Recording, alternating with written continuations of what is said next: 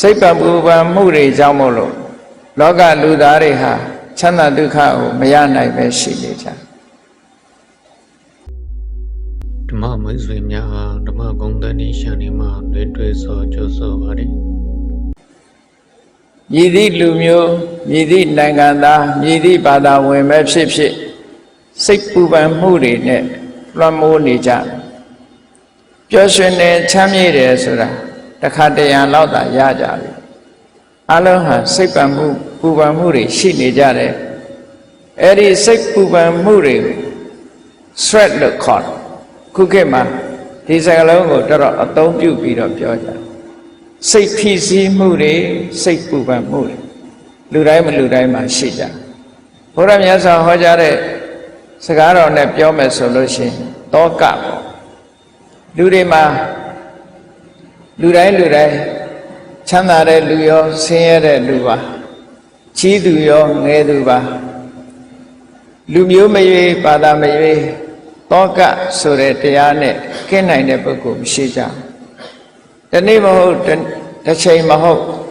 တောကဆိုတာရောက်လာကြတယ်ထိုတောကဟာစိတ်ရဲ့ပူပန်မှုတရားတစ်ခုပဲဖြစ်တယ်ပေါ့တောကနဲ့အတူတကွရှင်တွဲလာတတ်တဲ့တရားကတော့ဒေါသလို့ဆိုတာဒေါသနဲ့တောကရှင်တွဲလာတတ်တာဖြစ်သောကြောင့်လူတွေရဲ့စိတ်နှလုံးငြိမ်းချမ်းမှုဟာတောကဒေါသဝင်လာပြီဆိုလို့ရှိရင်ဆုံးရှုံးနစ်နာသွားတယ်ဒါကြောင့်မို့ဘုရားမြတ်စွာရဲ့တရားဓမ္မတွေအဓိကကျင့်သုံးနေထိုင်ကြခြင်းဟာစိတ်ပူပန်မှုကင်းအောင်ကျင့်ဆောင်ခြင်းပဲဖြစ်တယ်လို့ဆိုရင်မမှားဘူးသက်ရှိထင်ရှားဖြစ်နေတဲ့အချိန်ကာလမှာစိတ်ချမ်းသာမှုနဲ့စိတ်နှလုံးအေးချမ်းစွာနေနိုင်ဖို့ကအမှန်တမ်းအရေးကြီးတယ်တောကဟာဘယ်ကြမှာရပ်သွားတယ်လဲလို့ဆိုလို့ရှိရင်အ ਨੇ ဆုံးအနာဂံအဆင့်ရောက်သွားပြီဆိုရင်တော့တောကရပ်တယ်ယဟနာဖြစ်သွားပြီဆိုတဲ့အချိန်မှာတော့စိတ်ပူပန်မှုဆိုတာဘယ်တော့မှမလာတော့ဘူးစိတ်နှလုံးအေးချမ်းတယ်ဒါကြောင့်မို့နောက်ပိတ်ဆုံးအနေနဲ့ပြောမယ်ဆိုရင်ဟရယတတန္တိစိတ်နှလုံးရဲ့အေးချမ်းမှုဆိုတာဟာရတ္တဖို့ပဲဆိုတာဖြစ်ပါရတ္တဖို့ဆိုတဲ့အစစ်မြင့်တဲ့တရားတစ်ခုမျက်မှောက်ပြုမိပြီဆိုလို့ရှိရင်တော့စိတ်နှလုံးပူပန်မှုပါဘယ်တော့မှမလာတော့ဘူးထာဝရအေးချမ်းပြီးတော့စိတ်နှလုံးဟာငြိမ်းချမ်းတဲ့အနေအထားမျိုးကိုရရှိတယ်လို့လက်တွေ့ဘဝမှာပင်စိတ်နှလုံးငြိမ်းချမ်းအောင်ဘုန်းကြီးတို့တွေကျင့်ဆောင်လို့ရအဲ့ဒါလို့ကျင့်ဆောင်မှုရအတွက်မြတ်စွာဘုရားကထိုသုတ်တန်တွေမှာနီလံပေးပြီးတော့ဟောထားမမှန်ကန်ကန်ရှုမြင်သုံးသပ်တတ်ဖို့အမှန်တမ်းအရေးကြီးတယ်မမှန်ကန်ကန်ရှုမြင်မှုဟာစိတ်နှလုံးအေးချမ်းမှုရဲ့အစပထမပဲဖြစ်စိတ်နှလုံးအေးချမ်းမှုအတွက်ကျင့်ဆောင်တာမှန်မှန်ကန်ကန်ဆင်ခြင်သုံးသပ်မှုပဲအထိဒါဖြင့်စိတ်နှလုံးအေးချမ်းအောင်စိတ်တည်ပူပန်မှုမဖြစ်ရအောင်ဘာကိုဖယ်ရှားရမလဲလို့ဆိုလို့ရှိရင်တွေ့တာမှုဖယ်ရှားတွေ့တာမှုတွေရှိနေသမျှကာလပတ်လုံးစိတ်နှလုံးအေးချမ်းမှုဘယ်သူမှမရနိုင်တွေ့တာမှုသည်စိတ်နှလုံးပူပန်မှုကိုဖြစ်ပေါ်စေတယ်လို့ရသော်ဗျာကိုယ်တိုင်ကလည်းဟောထားတာရှိတယ်လေတဏှာယစာယတိတောကောတဏှာယစာယတိတောကောတောကဆိုတာတဏှာကြောင့်ဖြစ်လာတာတွေ့တာမှုဆိုတဲ့တဏှာရှိနေတဲ့ပုဂ္ဂိုလ်တိုင်းဟာတောကဘယ်လိုမှရှောင်လွှဲလို့မရနိုင်ဘူးတောကကိုရှောင်လွှဲခြင်းလို့ရှိရင်တဏှာကိုလျှော့ချကြရမှာဖြစ်တယ်လူတိုင်းဟာစိတ်နှလုံးအေးချမ်းပြီးတော့တောကကင်းဝေးစွာနေထိုင်ကြတယ်သို့တော့တကယ်ပဲတောကကင်းဝေးပြီးတော့နေနိုင်ကြသလားဆိုတော့မနေနိုင်ကြဘူးဘာဖြစ်လို့မနေနိုင်တာတုံးလို့ဆိုတော့အဓိကအကြောင်းဖြစ်တဲ့တွေ့တာမှုကိုမဖယ်နိုင်လို့ပဲတွေ့တာမှုကိုမဖယ်နိုင်သေးတဲ့မြတ်တောကဆိုတာဘယ်တော့မှ ရှော့ချနိုင်ကြမှာမဟုတ်ဘူးတဲ့ဒီသဘောကိုဘုန်းကြီးတို့တွေမှတ်သားနိုင်ယူကြမြတ်စွာဘုရားဟောထားတဲ့တရားဓမ္မတွေဟာအင်တမလက်တွေ့ကြတယ်အင်တမလည်းပဲတိကျမှန်ကန်တယ်မှန်မှန်ကန်ကန်ဟောထားသည့်အတွက်ကြောင့်မြတ်စွာဘုရားတရားတော်မှာလွဲမှားမှုဆိုတာမရှိအင်တမစိတ်ချမြတ်စွာဘုရားကိုယ်တိုင်ကိုယ်ကသက္ခာတောဓမ္မောဓမ္မကို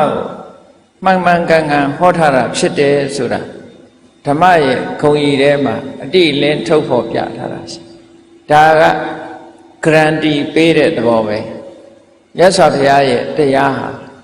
မှားယွင်းမှုလုံးဝမရှိဘူးမှားယွင်းမှုမရှိုံနဲ့မကဘူးမပြည့်စုံတာလည်းမရှိဘူးပိုလွန်သွားတာလည်းမရှိဘူးစဉ်းစားကြည့်လေ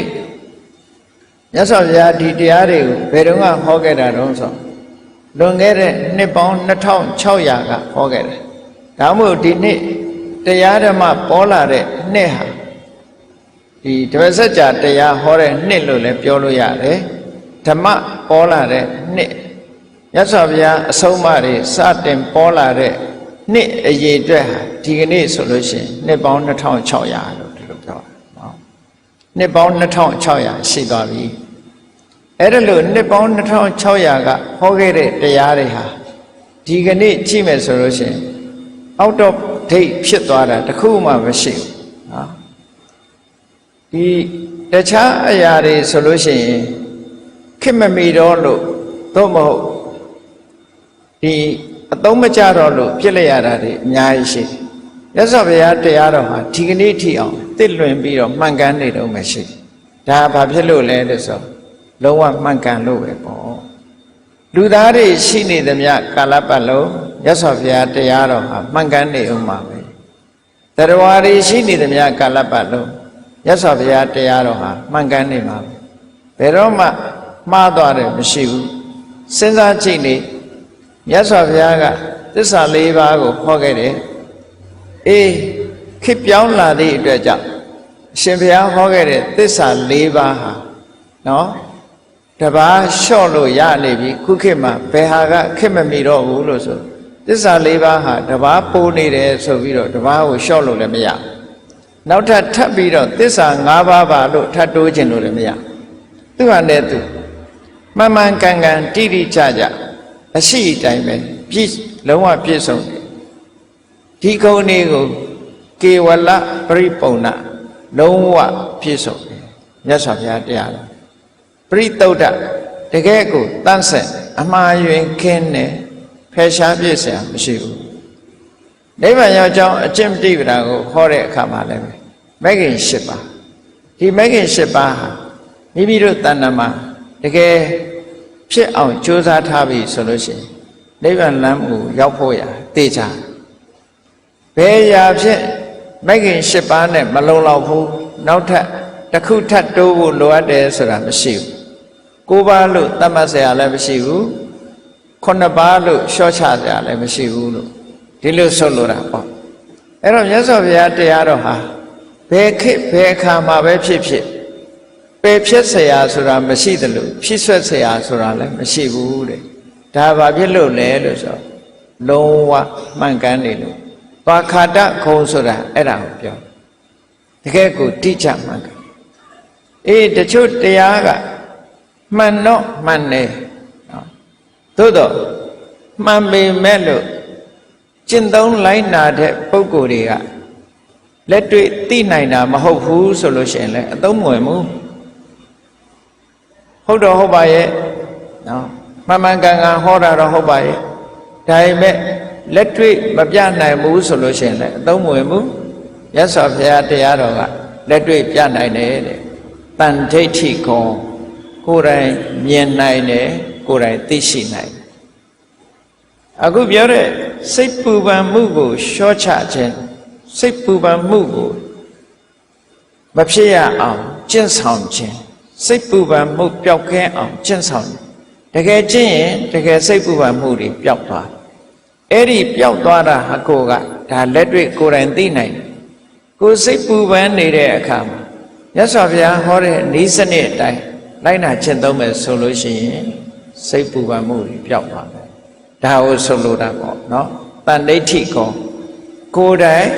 သိနိုင်တယ်မြင်နိုင်တယ်ဆိုဒီအရေးချင်းရှိတခါကိုယ်တိုင်သိနိုင်တယ်မြင်နိုင်တယ်လို့ပြောတဲ့အခါမှာဘယ်လောက်ကြာအောင်စောင့်ရမှာတချို့ကိစ္စတွေကကြာအောင်စောင့်ရကိုယ်တိုင်တော့သိနိုင်ပါတယ်ဘယ်နှစ်စောင့်ရမယ်လို့နောက်ဘဝအထိအောင်စောင့်ရမယ်လို့ဒီလိုဟာမျိုးတွေရှိသေးတယ်မြတ်စွာဘုရားတရားတော်ကြတော့အဲ့လိုမရှိဘူးကိုယ်တိုင်သိဖို့အခုကြိုးစားရင်အခုသိနိုင်တာဖြစ်သောကြောင့်အကာလိကောစောင့်ဆိုင်ဖို့ချိန်မလိုဘူးတဲ့အခုကြိုးစားအခုနှလုံးသွင်းအခုသိနိုင်တာဖြစ်တယ်ဒါကြောင့်မို့အကာလိကောလို့ပြောတယ်အဲ့တော့ဘုရားမြတ်စွာရဲ့တရားဓမ္မတွေရဲ့ဂုဏ်ကြီးတွေဟာဒီအတိုင်းသွားတာပဲအကုန်လုံးဒီတရားဂုဏ်တော်6ပါးလို့လူတွေကသိနေကြတဲ့အရင်မြတ်စွာဘုရားရဲ့တရားရဲ့တိကျမှန်ကန်မှုကိုဖော်ပြတယ်အေးအကာလိကော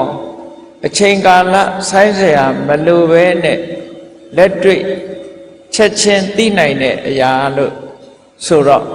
ကိုယ့်ရဲ့မိတ်ဆွေသင်္ဃဟတွေကိုရဲရဲဝံ့ဝံ့ဖိတ်ခေါ်ပြောပြဖို့ဖြစ်နိုင်တဲ့တရားတချို့တရားကမှန်ကန်မှုမရှိသည့်အတွက်ကြောင့်ကိုယ်တိုင်လည်းလက်တွေ့မပြနိုင်ဘူးလက်တွေ့ပြရင်လည်းအချိန်ကာလတစ်ခုကြာမှသိရမှာဆိုတဲ့အနေအထားမျိုးရောက်တယ်လို့ရှိရင်ဖိတ်ခေါ်ပြီးတော့ပြဖို့ဆိုတာအမှန်တမ်းခက်တယ်ပေါ့မြတ်စွာဘုရားတရားတော်ကြတော့အဲ့လိုမဟုတ်ဘူးအေဟိပတ္တိကောလာပါလက်တွေ့လှုပ်ကြည့်ပါဒီလိုပြောဆိုဖိတ်ခေါ်ပြီးတော့ပြသနိုင်တဲ့တရားမျိုးပြသထိုက်တဲ့တရားမျိုးဖြစ်တယ်အခုချင်းအခုကြိုးရတာဖြစ်သောကြောင့်ဩပနေကြီးကောလူတိုင်းရဲ့နှလုံးသားထဲမှာရောက်အောင်ကျင့်ဆောင်သင့်တယ်ပေါ့နောက်ဆုံးမှာမြတ်စွာဘုရားရဲ့တရားတော်တွေဟာအခြေခံတရားကစပြီးတော့အစစ်မြင့်တရားတွေထိအောင်ရှိတယ်အစစ်မြင့်တရားတွေရောက်တဲ့အခါကျတော့တကယ်ပညာနဲ့အသိပညာလဲမြင့်မားဖို့လိုတယ်ပေါ့တရားကအစစ်မြင့်တယ်ပညာကအစစ်နှိမ့်နေတယ်ဆိုလို့ရှိရင်လဲမသိနိုင်ဘူးဒါကြောင့်မို့လို့ပစ္စတံဝေရိတဘောဝိညူဟိဝိညူလို့ခေါ်တဲ့တကယ်ပညာရှိပုဂ္ဂိုလ်တွေမှာမိမိကိုယ်တိုင်ဘုရားမြတ်စွာရဲ့တရားဓမ္မကိုသိရှိနားလည်နိုင်အဲ့တော့ဒီအရေးချင်းတွေကိုကြည့်လိုက်မယ်ဆိုလို့ရှိရင်တရားအပေါ်မှာဘုန်းကြီးတို့တွေဘလောက်ယုံကြည်အားကိုးထိုက်တယ်ဆိုတာအမှန်တမ်းထင်ရှားတယ်ဒီအချက်တွေနဲ့ပြည့်စုံနေတာမှအားကိုးเสียအားကိုးယုံကြည်မှုမရှိဘူးဆိုရင်ဘယ်ဟာကိုအားကိုးမှာလဲဖြစ်ပြင်ဘာသာတွေမှာဟောတဲ့တရားတွေဆိုလို့ရှိရင်ဒါမျိုးတစ်ခုမှမပါဘူးနော်အခြေခံလူတွေလိုက်နာကျင့်သုံးရမယ့်အချက်ကလေးလောက်သာဟောပြောနိုင်ကြတာဖြစ်တယ်အဆင့်မြင့်လာတဲ့တရားအဆင့်တောင်သိအမြင့်ကြီးမဟုတ်ဘူးဘာကိုလူတွေမသိနိုင်တဲ့တရားမျိုးကြတော့ကောင်းကင်ဘုံကိုလက်ညှိုးထိုးပြီးတော့ကောင်းကင်ဘုံကသာဝရဘုရားသခင်ရဲ့အလိုတော်ဆိုတာနဲ့ပဲဒီလူတွေကအားလုံးယုံကြည်မှုနဲ့ပဲခြေနှက်သွားကြကိုယ်တိုင်လုံးနိုင်တာတခုမှမရှိဘူး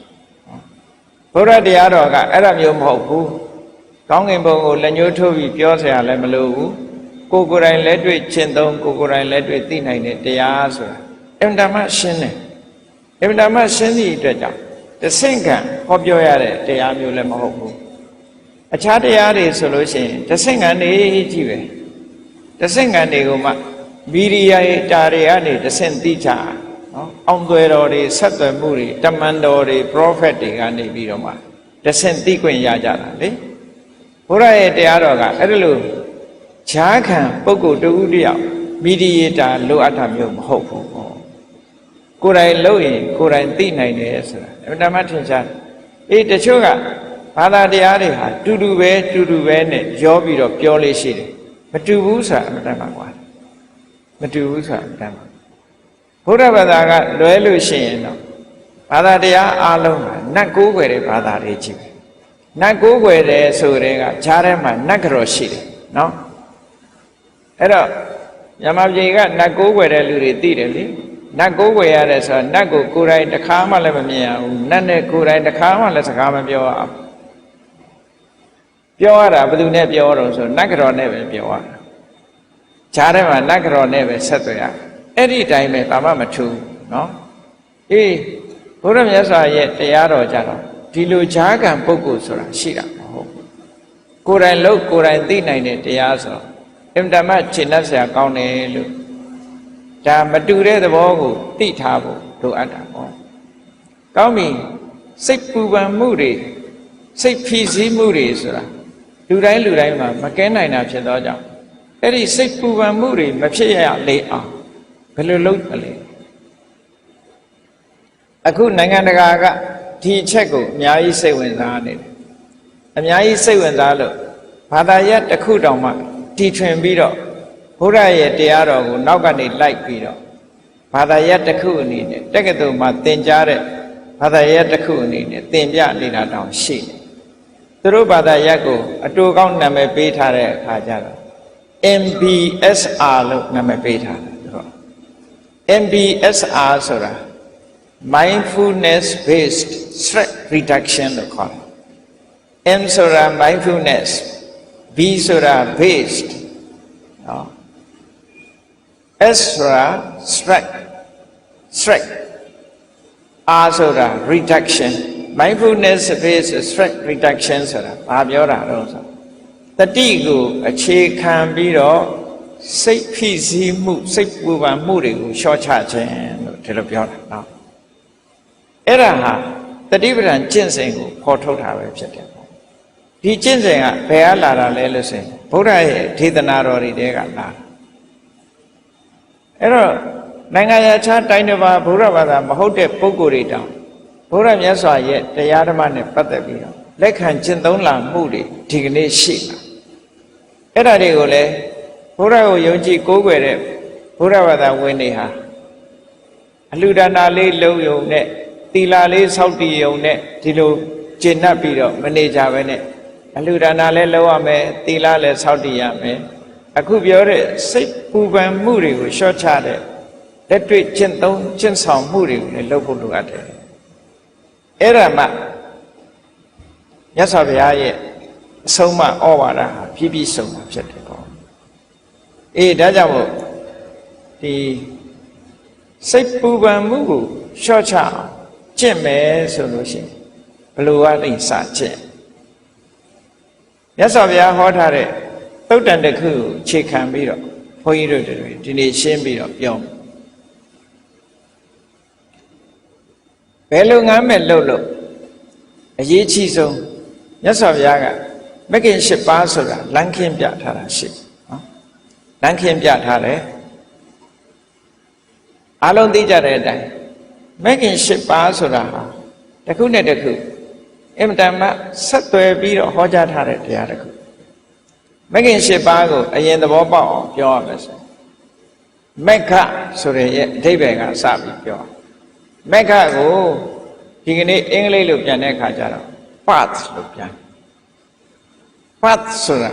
လမ်းပဲဝေးလို့ပြန်လို့ရှိရင်နီးလမ်းပဲအဲ့တော့လမ်းဆိုတာဘယ်အတွက်လမ်းလဲလို့ဆိုရင်ခေါဏကစိတ်ပူပန်မှုတွေကိုလျှော့ချတဲ့လမ်းပဲစိတ်ပူပန်မှုတွေကိုမဖြစ်အောင်ကျင့်ဆောင်ရမယ်လမ်းပဲအဲ့တော့မက္ခဆိုတဲ့စကားလုံးရဲ့အဓိပ္ပာယ်ကလမ်းလို့ path လို့ဘာသာပြန်မိမဲ့လို့ဒီစကားလုံးရဲ့အဓိပ္ပာယ်အစစ်အမှန်ကိုဖော်ထုတ်တဲ့အရာကိုလည်းပဲသိထားဖို့လိုတယ်အဲ့တော့မက္ခဆိုတဲ့ဒီစကားလုံးဟာမြန်မာလိုကြတော့မဲ့လို့ပဲဘာသာပြန်ထားတာဆိုတော့အဓိပ္ပာယ်မသိချင်မက္ခကိုမက်ခင်ကိုမက်ခင်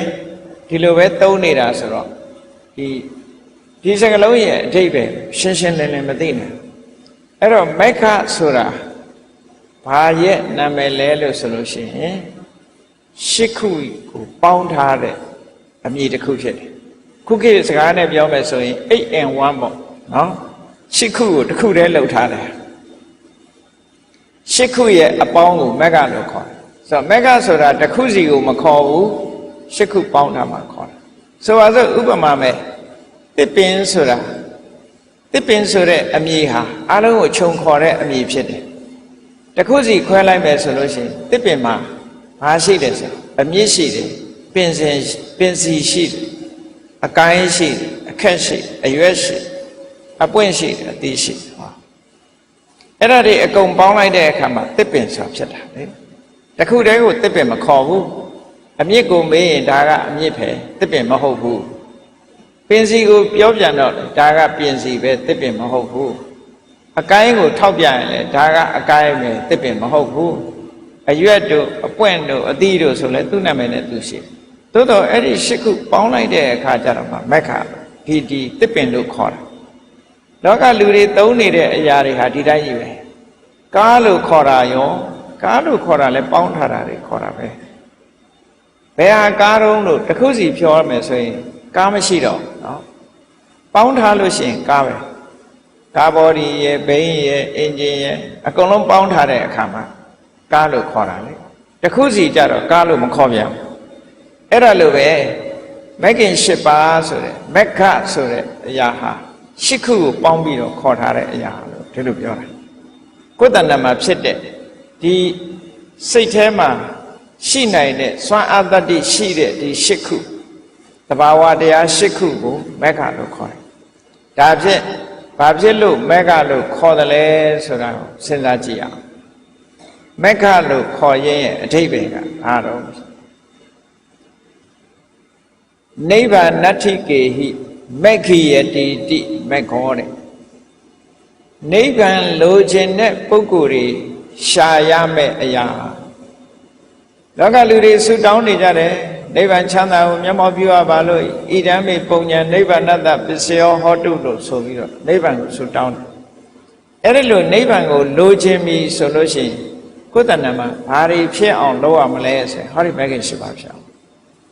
ဒါကိုပြောတာနော်နိဗ္ဗာန်လိုချင်တဲ့ပုဂ္ဂိုလ်တွေရှာရမယ့်တရားတွေတဲ့ဟောမဂ္ဂင်၈ပါးဟာဒီမက္ခလို့မဂ္ဂင်၈ပါးကိုမက္ခလို့ခေါ်တာဟာနိဗ္ဗာန်လိုချင်သူတွေရှာရမယ့်အရာဖြစ်သောကြောင့်မက္ခလို့ခေါ်တယ်ဒီလိုဆိုလို့ဒါကအခြေခံကစပြောဒါဖြင့်နိဗ္ဗာန်လိုချင်လို့မဂ္ဂင်၈ပါးကိုရှာပြီးပါပြီနိဗ္ဗာန်ကိုဘယ်သူကရှာပေးမလဲလို့ဆိုရင်နောက်ဝိချုပ်တစ်ခုကြတော့နိဗ္ဗာန်မက္ခတိခဝေတတိတိမေခောဟောဒီတမ္မာဒိဋ္ဌိစတဲ့တရား၈မျိုးကပဲနိဗ္ဗာန်ကိုရှာပေးမှာတဲ့ဒါကြောင့်မို့သူတို့မက္ခလို့ခေါ်တာတဲ့ဘယ်သူကမှရှာပေးမှာမဟုတ်ဘူးကိုယ်တဏ္ဍာမှာဒီတရားတွေဖြစ်ပြီးဝဝရောက်လာနိဗ္ဗာန်ကိုသူတို့ကရှာပေးမှာဒါဖြင့်ရှားတယ်ဆိုတာဘယ်ပုံရှားမှလဲလို့မေးတဲ့အခါကျတော့ကိလေသေမာရင်တော်နိဗ္ဗာန်ခိစ္စတိတိမက္ခောကိလေသာတွေကိုဖယ်ရှားပြစ်ပြီးနိဗ္ဗာန်ထဲကိုပြေးဝင်သွားခြင်းအားဖြင့်နိဗ္ဗာန်ကိုရှာတယ်။ဟောသူတို့ပဲအားလုံးဆိုလိုတာကနိဗ္ဗာန်လိုချင်ဒီတရားရှိခုကိုယ်တဏ္ဍာမှာဖြစ်အောင်လို့ကြီးထွားလာအောင်လို့ဒီလိုဆိုလိုတာပေါ့။ဒါကြောင့်မို့လို့ဒီမဂ္ဂင်၈ပါးဆိုတာဘုရားဘာသာဝင်တွေအားလုံးသိတယ်သို့တော့ဆက်ဆက်နေတာကိုသိချစဉ်းစားကြည့်နိဗ္ဗာန်ကိုလိုချင်ပြီဆိုရင်အစဆုံးဘာလို့လဲလို့ဆိုရင်တမ္မာဒိဋ္ဌိအမှန်မြင်ဖို့လို့မမကံကမြင်ရမယ်ခုနကကြည့်လေစိတ်ပူပန်မှုတွေကိုလျှော့ချဖို့စိတ်ပူပန်မှုဆိုတာရှိသလားမရှိဘူးလားရှိတယ်ဆိုရင်စိတ်ပူပန်မှုကိုမြင်တာဒါအမှန်မြင်တာပဲသူ့သဘာဝကိုမြင်တာမြင်လာပြီးတဲ့အခါမှာဘယ်လိုလျှော့ချရသို့မဟုတ်ဘယ်လိုမဖြစ်အောင်ကျင့်ရမလဲဆိုကျင့်ဖို့ကျင့်နည်းကိုလည်းမြင်တယ်အဲ့တော့စိတ်ပူပန်မှုကင်းတဲ့နေရာကိုမြင်တယ်စိတ်ပူပန်မှုကိုလျှော့ချတဲ့နည်းကိုသိတယ်ဆိုတာသစ္စာနဲ့ပြောမယ်ဆိုလို့ရှိရင်និရောဓနဲ့និရောဓဂ ामि နိပฏิပဒါနော်និရောဓသစ္စာနဲ့និရောဓဂ ामि နိပฏิပဒါသစ္စာဒီတစ်ခုပြောတာပဲတော့စိတ်ပူပန်မှုလို့ဆိုလိုက်တာနဲ့ပဲစိတ်နဲ့ပူပန်မှုနဲ့နော်စိတ်ပူပန်မှုဆိုတာဒုက္ခလားဒုက္ခလားလို့ဆိုရင်ဒုက္ခအဲ့တော့ဒုက္ခဆိုတော့နံပါတ်1သစ္စာကိုပြောတာအဲ့ဒီနံပါတ်1သစ္စာဒုက္ခကိုပြောတော့ဒီဒုက္ခကိုဘယ်သူကနေထုတ်လုပ်တာတော့ဆိုတော့တွေ့တာမှုကထုတ်လုပ်နေတာလို့ဆိုစိတ်ပူပန်မှုတွေဆိုတဲ့ဟာဒုက္ခထိုစိတ်ပူပန်မှုတွေကိုဖြစ်စေနေတာကတွေ့တာမှုပဲအဲ့တော့စိတ်ပူပန်မှုကိုလျှော့ချခြင်းတွေ့တာမှုကိုဖယ်ရမယ်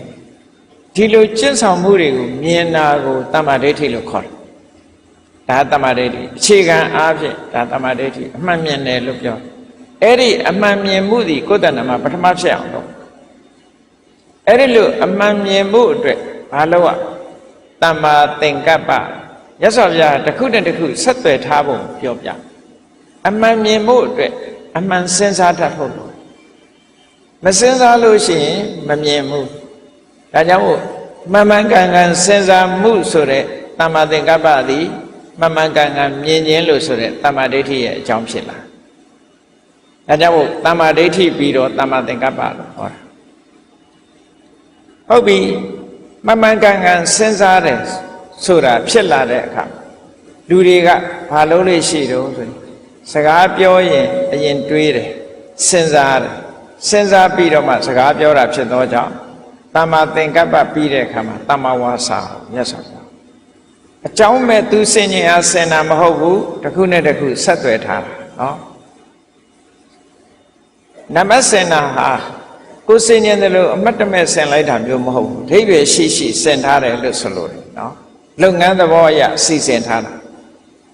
လူတွေဟာစကားပြောတော့မယ်ဆိုရင်စဉ်းစားပြီးမှပြောတာတွေးပြီးမှပြောတာဒါကြောင့်မို့တမ္မာသင်္ကပ္ပဆိုတဲ့တွေးတောဆင်ញင်မှုရဲ့နောက်မှာတမ္မာဝါစာဆိုတာထားတယ်နောက်တစ်ခါတမ္မာဝါစာပြီးတော့ဘယ်သူလာတော့ဆိုတမ္မာကမ္မန္တ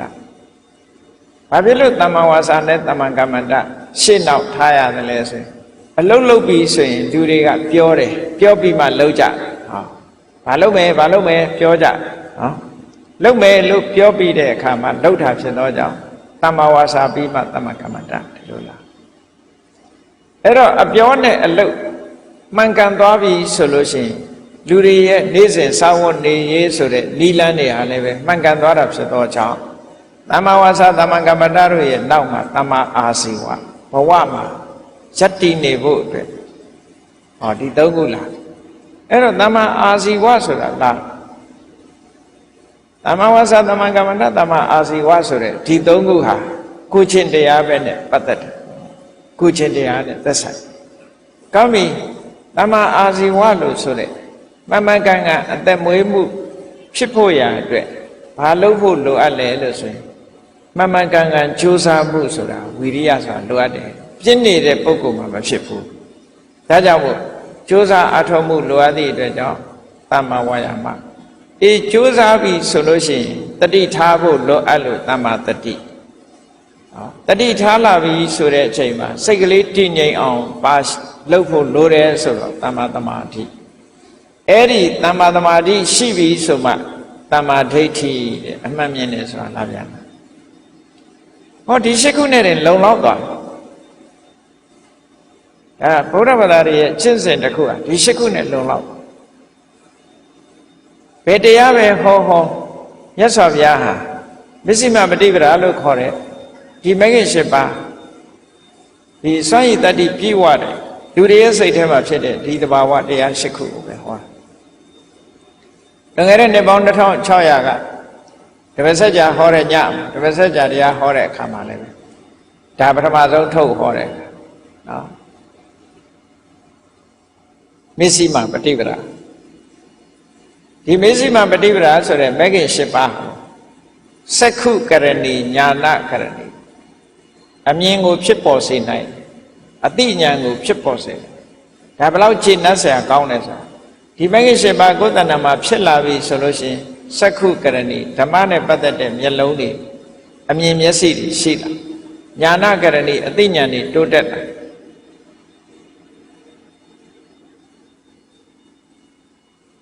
အဘိညာယသံမောရာယနိဗ္ဗာန်ထူးကဲတဲ့အသိဉာဏ်ထူးကဲတဲ့အမြင်တွေထူးကဲတဲ့အသိဉာဏ်နောက်ဆုံးမှာအငြိမ့်တတ်တယ်ခုနပြောတဲ့စိတ်ရဲ့ပူပန်မှုတွေကိုငြိမ့်ဖို့အတွက်ဒါတွေကဖြစ်လာနိဗ္ဗာန်ယငြိမ့်လာဖို့အတွက်ဒါတွေဖြစ်လာဆိုတော့ဘုန်းကြီးတို့တွေကမြတ်စွာဘုရားသခင်ကိုရောမြတ်ကဒီမှန်ကန်တဲ့ကျင့်စဉ်တစ်ခုကြာနာနာလမ်းစဉ်ချပြပြီးတော့ပေးထားတဲ့အထက်မှာတပိတာဝကတွေတဲကလည်းလိုက်နာကျင့်သုံးသည့်အတွက်ကြောင့် အောင်မြင်အထွတ်ထိပ်ရအောင်အကျိုးကျေးဇူးတွေခံစားသွားရအဲ့တော့ဘုန်းကြီးတို့တွေလည်းဒီလိုမနေပဲနဲ့မြတ်စွာဘုရားသခင်ကိုရမရဲ့တရားဓမ္မတွေမိမိတို့လက်လန်းမိသမျှနှလုံးသွင်းဆင်ခြင်ကြင်ကြံကြုတ်ကုတ်အားထုတ်ကြမယ်ဆိုလို့ရှိရင်နောက်ဆုံးမှာအကျိုးကျေးဇူးတွေကိုရတယ်အခုပြောတဲ့အကျိုးကျေးဇူးတွေကိုခံစားရမှာဖြစ်တယ်ဒီလိုဆိုလိုတာအဲ့တော့ကောင်းပြီစိတ်ပူပန်မှုတွေမဖြစ်အောင်ကျင့်ဆောင်စိတ်ပူပန်မှုတွေပျောက်အောင်ပျောက်ကင်းအောင်ကျင့်ဆောင်မယ်ဆိုလို့ရှိရင်ဘာလုပ်ရမလဲခြေခံကသမ္မာဝါစာသမ္မာကမ္မန္တသမ္မာအာဇီဝဆိုရယ်ကိုကျင့်သီလကိုကျင့်သီလဆိုတာလူမှာတစ်ဖက်သားနဲ့စကားပြောဖို့အတွက်လှုပ်ဆောင်ဖို့အတွက်အရေးကြီးတဲ့အချက်နှစ်ခုရှိတယ်ဘာလို့ဆိုနှုတ်ရကိုယ်တဦးနဲ့တူပြောပြီဆိုရင်ပြောတယ်လုပ်တယ်ဒီနှစ်ခုဟာဆက်သွယ်မှုနဲ့ပတ်သက်လာစိတ်ထဲဖြစ်တာကိုဒီနေရာမှာမပြောဘူးအဲ့တော့နှုတ်နဲ့ထုတ်ပြောပြီဆိုတဲ့အခါမှာနှုတ်ကိုစီကံထားဖို့လိုအပ်တယ်သမ္မာဝါစာဆိုတာနှုတ်ကိုစီကံထားတာလူတွေကပြောကြတယ်ပါဇက်ဆိုတာတဲ့ထမင်းစားဖို့နဲ့စကားပြောဖို့ထားတာမဟုတ်ဘူးလားဆိုဟုတ်တာပေါ့နော်ပါဇက်ကဘာလုပ်ထားတော့ဆိုထမင်းစားဖို့ရယ်စကားပြောဖို့ရယ်ဒီနှစ်ခုဟုတ်ပြီထမင်းစားဖို့ဆိုတဲ့အခါမှာစားကြရာတွေရှောက်စားရင်ရောကျမကြီးမထိခိုက်ဘူးလားထိခိုက်တယ်ပါဇက်ကလည်းပဲပြောကြရာတွေရှောက်ပြောမယ်ဆိုလို့ရှိရင်မထိခိုက်ပြီဘူးလားထိခိုက်တာဒါကြောင့်မို့စားခြင်းအရာတွေစားလို့လည်းမဖြစ်ဘူးပြောခြင်းအရာတွေပြောလို့လည်းမဖြစ်ဘူးစီကံထားဒီလိုဆိုလို့အဲ့ဒီနှုတ်ကိုစီကံထားတာကိုပဲသမ္မာဝါစာလို့ခေါ်တာဘယ်လိုစီကံချက်တွေထားတော့ဆိုလိမ်မပြောဘူးမှန်ကနာကိုပဲပြောတယ်နော်လိမ်မပြောဘူးမှန်တာကိုပဲပြောတယ်ခုံးမတိုက်ဘူးတူနဲ့တူညင်ညွတ်အောင်ပဲပြောတယ်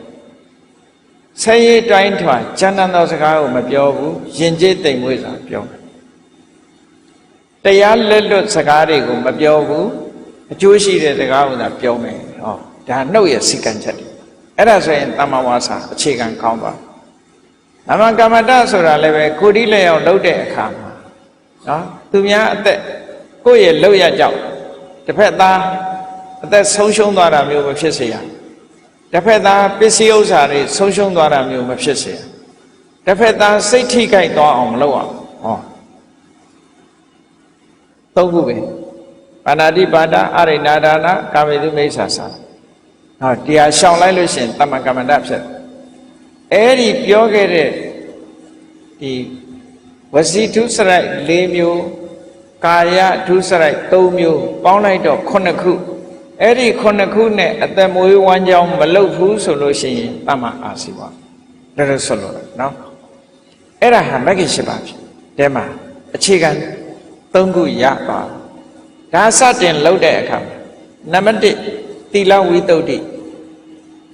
နှုတ်ကိုစီကံထားတယ်ကိုယ်ကိုစီကံထားတယ်နှုတ်စီကံကိုယ်စီကံတိုင်းနေ့စဉ်အသက်မွေးမှုအတွက်ဆောင်ရွက်တယ်ဟောဒါဆိုလို့ရှိရင်သီလဝိသုဒ္ဓိတမ္မာအားဖြင့်လုံခြုံသွားပြီယဟန်တန်ဃာတွေကြတော့ဘုန်းကြီးတွေယဟန်တွေကြတော့ဒီတဲ့ပို့တယ်ဒီတဲ့ပို့သွားလူအကြောင်းတွေအနေနဲ့ကဒီလောက်ဆိုလုံလောက်သွားနော်လုံလောက်သွားဒါကိုချင်းသီလပေါ်မှာခြေခံလိုက်ဘယ်ရာပဲလှုပ်ကိုယ့်ရဲ့အခြေခံဆိုတာရှိရတခုခုပေါ်မှာယက်တိပြီးတော့မှလုပ်လို့ရသီလအလုံးအတွက်အခြေခံတစ်ခုပဲပေါ့မဂ္ဂင်၈ပါးကိုကျင့်မယ်ဆိုလို့ရှိရင်သီလအခြေခံအခြေခံဖြစ်တဲ့သီလကိုအရင်စောင့်ကြည့်ကြအောင်အဲကြောင့်မို့စိတ်ရဲ့ပူပန်မှုတွေကိုတကယ်ပြောက်အောင်လုပ်တော့မယ်ဆိုလို့ရှိရင်ကိုချင်းသီလကစဒါတကယ်ပြောက်အောင်လုပ်တခဏအတွင်းသက်သာအောင်လုပ်တဲ့နည်းတွေခုခေတ်ပြောတာလို့ဆေးမီးတို့ပေါ့နော်ဆေးမီးတို့နဲ့ကုချင်တယ်ဆိုလို့ရှိရင်မြတ်စွာဘုရားဟောတဲ့တရားကိုနှလုံးသွင်းရုံ တာမန်နှလုံးသွင်းဆင်ခြင်ယုံနဲ့တော့တည်ငါအေးချမ်းသွားနိုင်တယ်မြတ်စွာဘုရားတရားတော်ဟာစနစ်တကျအခုတွေးအခုပြောက်ဆိုပါစို့တောကဖြစ်နေတယ်တစုံတစ်ခုဆုံးရှုံးသွားလို့တောကဖြစ်တယ်ဆွေတဲ့မျိုးတွေကနော်မိမိတို့ခင်မင်ရတဲ့ပုဂ္ဂိုလ်တူဒုက္ခရောက်လို့ဆုံးမသွားလို့တောကရောက်ရတယ်ဆိုတဲ့အခါမှန်မှန်ကန်ကန်တွေးလိုက်လေဆုံးရှုံးရလေခြင်းလို့စဉ်းစားနေမယ်ဆိုရင်တောကပိုးလာအော်အရာခတ်သိမ်းဟာတက်ရှိတက်မဲ့ဘယ်အရာမှမမြဲဘူးအလုံးဟာဒီနေ့ကိုသိဆုံးကြရတာပဲဘဝဆိုတာကံပေးသမျှနေရတာဒုက္ခနဲ့သူပဲလို့တွေးကြည့်လိုက်ပါအခုတွေးအခုသက်သာသွားအဲ့ဒါလို့မတွေးလို့ရှိရင်မသက်သာဒါစိတ်ပူပန်မှုကိုချော့ချတဲ့နည်းတစ်ခုပဲကိုယ်မှာတန်ဖိုးရှိတဲ့ပစ္စည်းတစ်ခုပျောက်သွားတယ်ဖြစ်ရလေခြင်းလို့စိတ်ထဲမှာရှူကြုံမရဖြစ်နေလို့ရှင်တောကတယ်စိတ်ပူပန်မှုတွေများလာအဲ့ဒါလို့မတွေးပဲနဲ့ဟိုဘဝဆိုတာဒီပစ္စည်းကိုငါပိုင်တယ်ဆိုတာတခဏပစ္စည်းသင်္ခါရလူသင်္ခါရငါကရင်လည်းပစ္စည်းဆွန့်လိုက်ရတာပဲပစ္စည်းကတော့လည်းငါ့ကိုဆွန့်သွားတာပဲဘယ်ရာမှမမြဲဘူးလို့မြတ်စွာဘုရားဟောထားတာပဲမမြဲတဲ့နောက်မှာတောကဖြစ်နေလို့အပူပဲလို့စဉ်းစားလိုက်တာနဲ့ဟောပူပန်မှုကပျောက်တယ်ဒါမြတ်စွာဘုရားကိုယ်တိုင်ကလည်းပဲဒီနည်းကိုဟောတာဘုရားသုံးတဲ့စကားလုံးနဲ့ပြောရမယ်ဆိုရင်ယံကိစီဘူတံသင်္ခတံဘာလောကဓမ္မတံဝတ္တမာပလုဇီတိနေတံဌာနံဝိသတိမြတ်စွာဘုရားဟောအကြောင်းတရားတွေကစုပေါင်းပြီးတော့ဖန်တီးထားတဲ့အရာတစ်ခုမပြတ်ရအောင်မပြောက်ရအောင်ဘယ်သူတတ်နိုင်မှာလဲတဲ့ဘယ်သူကမတတ်နိုင်ဘူးမဖြစ်နိုင်ဘူးတံကုတ္တထလဘဒီအခြေအနေမျိုးကိုငါမှဘာလုပ်နိုင်မှာလဲဘာတတ်နိုင်မှာဗမာတွေလည်းပြောတယ်ရှိတယ်ဗမာလိုတံကုတ္တထလဘဆိုဘာတတ်နိုင်မှာလဲနော်မတတ်နိုင်ဘူးမတတ်နိုင်တာကိုမတတ်နိုင်တဲ့သဘောကိုဆင်ញင်စဉ်းစားလိုက်ရင်တောကရော့သွားတာဒီလိုဆိုလိုတာပေါ့နော်ဒါကတည်ငါအားဖြင့်ပြည်ငြိမ်းမှုအတွက်ဆိုင်ရာအကြောင်းလေးတစ်ခုနဲ့ဖြည့်ရှင်းတဲ့ဤစနစ်ကိုပြောခုနထာဝရဖြည့်ရှင်းခြင်းပြီဆိုရင်တော့သီလကစပြီးတဲ့အခါမှာသီလဝိတ္တုဖြစ်ပြီစိတ်ဒီကိုချင်းတရားကောင်းလာပြီဆိုဒီကိုချင်းတရားကောင်းတာဟာဘာအတွက်လဲလို့ဆိုရင်သီလဝိတ္တုသည်စိတ်တဝိတ္တုဖြစ်ဖို့အတွက်ပဲသီလဝိတ္တုမှာမရှိဘဲနဲ့စိတ်တဝိတ္တုဖြစ်ဖို့ဆိုတာအခြေအနေမပေးဘူးသီလရဲ့အခြေအနေကိုကြည့်လိုက်ကိုယ်တိုင်ကိုချင်းသီလနဲ့ပြေဝတဲ့ပုဂ္ဂိုလ်ကိုသီလကိုဆင်ញင်ကြည့်လိုက်တဲ့အခါဘာဖြစ်စိတ်ထဲမှာနှလုံးမသားမယာမဖြစ်ဘူးကြည်နူးတယ်စိတ်ထဲမှာဝမ်းသာအဝိပတိတာရစိတ်ဆင်းရဲတာမဖြစ်ဘူးငါးပါးသီလလုံလို့ငါးပါးသီလလုံတယ်လို့တွေးလိုက်တာနဲ့စိတ်ဆင်းရဲမှုဆိုတာမဖြစ်ဘူးစိတ်နှလုံးဟာကြည်သာနေတယ်အဲ့ဒီစိတ်နှလုံးကြည်သာမှုသည်ပါမောဇ္ဇဝမ်းမြောက်ဖို့ပဲဝမ်းမြောက်မှုဖြစ်စေပါမောဇ္ဇဝမ်းမြောက်မှုကပီတိလို့ဆိုတဲ့နှစ်သက်ကျေနပ်မှုကိုဖြစ်စေပီတိဆိုတဲ့နှစ်သက်ကျေနပ်မှုကပတ္တတိလို့ခေါ်တဲ့ကိုယ်စိတ်ငြိမ်းချမ်းမှုကိုဖြစ်စေပတ္တတိဆိုတဲ့ကိုယ်စိတ်ငြိမ်းချမ်းမှုသည်ဒုက္ခလို့ခေါ်တဲ့ချမ်းသာကိုဖြစ်စေဒုက္ခလို့ဆိုတဲ့ကိုယ်ချမ်းသာမှုစိတ်ချမ်းသာမှုရလာလို့ရှင်စိတ်တည်ငြိမ်မှုလို့ဆိုတဲ့တမာရီကိုဖြစ်စေတယ်။ဩစိတ်တဝိတ္တုဆိုတာတမာရီကိုပြောတာစိတ်ကလေးငြိမ်းလာတယ်ဆိုတဲ့ပုဂ္ဂိုလ်တယောက်ဟာချမ်းသာမှာမချမ်းသာဘူးဆိုစိတ်မငြိမ်ဘူးလေမကောင်းမှုဒုစရိုက်တွေလှုပ်ထားတဲ့ပုဂ္ဂိုလ်တယောက်ဟာပူပန်နေရတဲ့အတွက်ကြောင့်ခုနပြောတာတွေဆုံးရှုံးတယ်ပြန်တွေးလိုက်တိုင်းစိတ်မချမ်းသာဖြစ်တယ်စိတ်မချမ်းသာဖြစ်တဲ့အတွက်ကြောင့်ဝမ်းမြောက်မှုဆိုတာကင်းမဲ့တယ်ဝမ်းမြောက်မှုမရှိလို့ပီတိဆိုတာမလာဘူးပီတိမလာလို့ပတ္တတိဆိုတဲ့ငြိမ်းချမ်းမှုတွေမဖြစ်ဘူးငြိမ်းချမ်းမှုမဖြစ်သည့်အတွက်ကြောင့်ဒုက္ခကိုချမ်းသာမှုစိတ်ချမ်းသာမှုမရှိဘူးစိတ်မှမချမ်းသာတဲ့ပုဂ္ဂိုလ်တယောက်ဟာစိတ်တည်ငြိမ်မှုဆိုတဲ့တမာတိဘယ်မှာဖြစ်မလဲဒီအိဗယ်ပြော ဒါကြောင့်မို့လို့သီလဒီထက်ကိုဆက်သွယ်သွားပဋိစ္စသမုပ္ပါလို့ပဲသူကလည်းဆက်သွယ်မှုတွေရှိတယ်လို့ဒီလိုပြောတာနော်ဆက်သွယ်နေ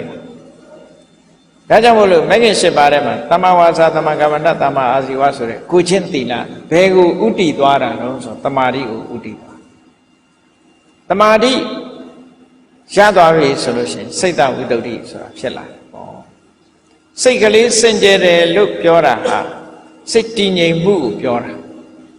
စိတ်တဝိတ္တုဆိုတာတမာတိကိုပြောတာတဲ့ကဲတမာတိကဘယ်နှမျိုးရှိတုံးလို့ဆိုရင်စာပေကျမ်းကအများစုမှာပြောလို့ရှိရင်တမာတိကို2မျိုးပဲပြောတယ်ဥပ္ပစာရတမာတိနဲ့အပ္ပနာတမာတိအပ္ပနာတမာတိဆိုတာအတူချုပ်ပြောရလို့ရှိရင်စံတရားရထားတဲ့အခါမှာအာယုန်နဲ့ကိုစိတ်ကိုနှစ်မြုပ်ထားနိုင်တဲ့တမာတိမျိုးဖြစ်လို့အပ္ပနာတမာတိသန္နတမာတိမစိတ်ဖို့စိတ်ရလာလို့ရှိရင်လည်းပဲအာယုန်နိဗ္ဗာန်ဆိုတဲ့အာယုန်ထဲမှာစိတ်ဟာမြုပ်သွားလို့နှစ်မြုပ်ထားလို့အပ္ပနာတမာတိလို့ခေါ်တယ်အဲ့ဒီသံတို့မဖို့တို့တဲ့အနိကမှာရှိတဲ့တမာတိမျိုးကြတော့ဥပ္ပစာရတမာတိလို့ခေါ်တယ်အဲ့ဒီတမာတိ2မျိုးလုံးကိုစိတ်တဝိတ္တုလို့ဒီလိုပြောတာဒါကဝိပဿနာကျင့်စဉ်နဲ့မဆိုင်ဘဲနဲ့အောင်မြင်တဲ့အဓိပ္ပာယ်နဲ့ပြောတဲ့စကားလုံးဥပ္ပစာရတမာတိအပ္ပနာတမာတိ2မျိုးသည်စိတ်တဝိတ္တုအဲ့ဒီထဲမှာနောက်ထပ်ထပ်ဖြည့်မယ်ဆိုလို့ရှိရင်ဘာဖြည့်ရမလို့ဆိုခဏိကတမာတိလို့ခေါ်တယ်ခဏိကတမာတိဆိုတာဝိပဿနာနဲ့ပတ်သက်လာတဲ့ဖြစ်ပေါ်လာတဲ့တမာတိတရားကိုပြောအနိစ္စလက္ခဏာကိုဖြစ်ခိုက်ကလေးကိုရှုပြီးတော့ရှုတဲ့အခိုက်ကလေးမှာတည်ငြိမ်သွားတဲ့တမာတိချုပ်ခိုက်ကလေးမှာရှုတဲ့အခိုက်လေးမှာတည်ငြိမ်သွားတဲ့တမာတိဖြစ်တိုင်းဖြစ်တိုင်းချုပ်တိုင်းချုပ်တိုင်းရှုနိုင်သွားပြီဆိုလို့ရှိရင်ဖြစ်ခိုက်ကလေးမှာဖြစ်လိုက်တယ်ချုပ်ခိုက်ကလေးမှာဖြစ်လိုက်တယ်ဖြစ်တိုင်းဖြစ်တိုင်းချုပ်တိုင်းချုပ်တိုင်းဒီတမာတိလေးကစင်စစ်မပြတ်ဖြစ်သွားပြီဆိုလို့ရှိရင်ဒါခဏိကတမာတိလို့ခေါ်တယ်ခဏကလေးတစ်ခါတည်းဖြစ်တဲ့တမာတိကိုခဏိကတမာတိခေါ်တာမဟုတ်ဘူးနော်အင်အားရှိလာတယ်သူစင်စစ်မပြတ်မမြဲတဲ့သဘောတွေကိုဆင်ញင်စဉ်းစားတဲ့အခါမှာဖြစ်ခိုက်ကလေးကိုလည်းသိဖို့အတွက်စိတ်ကလေးဟာငြိမ်သွားတယ်ချုပ်ခိုက်ကလေးဆိုတဲ့အာယုံလေးပေါ်မှာလည်းစိတ်ကလေးကငြိမ်သွားတယ်ဖြစ်ခိုက်ချုပ်ခိုက်သိမ့်တန်းကြရေထိအောင်ဒီတမာတိကဇက်တိုက်ဖြစ်နေတယ်ဆိုရင်သူကလည်းအင်အားကောင်းတဲ့တမာတိတစ်မျိုးဖြစ်လာတယ်လို့ဒီလိုပြောအဲ့ဒီခဏိကတမာတိဟာနာဟိခဏိကတမာတိဝိနာဝိပဿနာနာမတံဘဝတိတဲ့ခဏိကတမာတိမပါဘဲနဲ့ဝိပဿနာမဖြစ်ဘူးဆိုတော့ခဏိကတမာတိဆိုတာဝိပဿနာတမာတိကိုပြောတာလို့ပြောရင်လည်းရတယ်နော်အပ္ပနာတမာတိဥပ္ပစာရတမာတိတို့ဆိုတာကသမထတမာတိတွေကိုပြောတာသမထကျင့်စဉ်ကရတဲ့တမာတိတွေကိုပြောအပ္ပနာတမာဥပ္ပစာရတမာတိနဲ့အပ္ပနာတမာတိကသမထကျင့်စဉ်နဲ့သက်ဆိုင်ခဏိကတမာတိဆိုတာဝိပဿနာနဲ့သက်ဆိုင်တယ်ဝိပဿနာဉာဏ်နဲ့ရှင်တွဲလာတဲ့ဒီတမာတိဟာဒလဆက်ရှုမှတ်နိုင်လာပြီဆိုတဲ့အခါမှာသူကအင်အားတွေကောင်းလာစင်စစ်မပြတ်ဖြစ်တယ်ဟောစင်စစ်မပြတ်ဖြစ်တယ်သို့တော့ဖြစ်ခိုက်ကလေးတွေမှာဖြစ်တာဖြစ်သောကြောင့်အလုံးစုလိုက်တဲ့အခါစင်စစ်မပြတ်ဖြစ်နေတာဖြစ်သောကြောင့်အင်အားရှိတဲ့တမာတိတစ်မျိုးဖြစ်လာတယ်အဲ့ဒီခဏိကတမာတိမပါဘဲနဲ့ဝိပဿနာမဖြစ်ဘူးတဲ့ဝိပဿနာဖြစ်နေရင်လည်းပဲခဏိကတမာတိနဲ့တွားနေတာလို့ဒီလိုမှအဲ့တော့ခဏိကတမာတိရရင်လည်းစိတ်တဝိတ္တုဖြစ်တယ်လို့ဒီလိုဆိုလိုတာပေါ့အဲ့တော့သီလဝိတ္တုစိတ်တဝိတ္တုဒီနှစ်ခုရလာပြီဆိုတဲ့အခါကျတော့မှကိုဆင်ញင်သုံးသပ်ရတာကိုခန္ဓာကိုယ်ကြီးကိုဆင်ញင်သုံးသပ်တယ်ဒီအဆင့်ကိုရောက်မှာနော်ကိုခန္ဓာကိုယ်ကြီးကိုကြည့်လိုက်မယ်ဆိုလို့ရှိရင်လူတိုင်းကိုယ့်ကိုကြည့်လိုက်ကြည့်တဲ့အခါရုပ်ခန္ဓာကိုယ်ကြီးရှိတယ်မဟာဘုတ်၄ပါးနဲ့တည်ဆောက်ထားတဲ့ရုပ်ခန္ဓာကိုယ်မဟာဘုတ်၄ပါးနဲ့တည်ဆောက်ထားတဲ့ရုပ်ခန္ဓာကိုယ်ကြီးမဟာဘုတ်၄ပါးဆိုတာတဘာဝကိုပြောမယ်ဆိုလို့ရှိရင်နော်ပထဝီဆိုတာမာသဘောပြောသဘောလို့တဘာဝနဲ့ပြောကြတယ် တေဇောအာဘောဆိုတာယူစည်းတဲ့သဘောဖွဲ့စည်းတဲ့သဘောသဘာဝနဲ့ပြောရင်တေဇောဆိုတာပူတဲ့သဘောအေးတဲ့သဘောဝါယောဆိုတာလှုပ်ရှားတဲ့သဘောတွန်းကန်တဲ့သဘောလို့ဒါကသဘာဝနဲ့ပြောတာတခါတရံကြတော့အရှိနဲ့ပြောလို့လည်းရမြတ်စွာဘုရားထိုသုတ်တန်နေမှာဟောတဲ့အခါကျ